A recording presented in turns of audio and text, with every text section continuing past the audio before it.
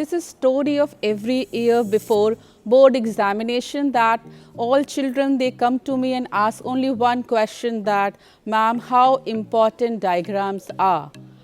Diagrams are not important for any question.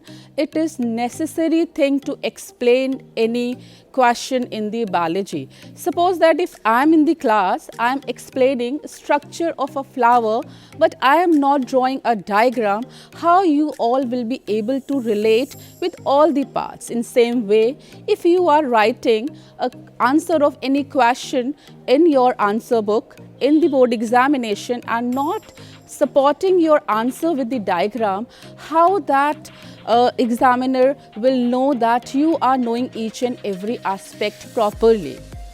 According to me, it is not only that you have to give diagrams only in support of the answer.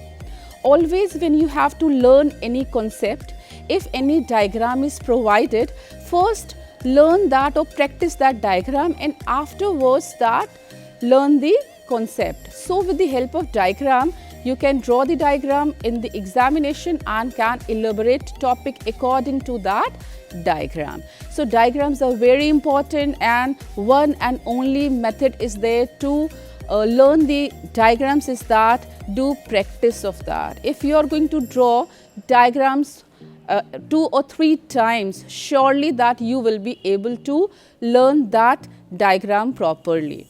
So in biology, always think that diagrams are very important. Many a times that they ask question, they give any diagram, they give labelings like A and B and C.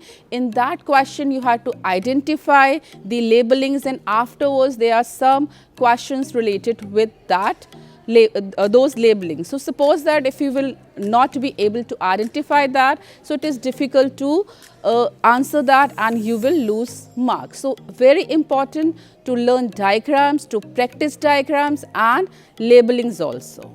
Thank you.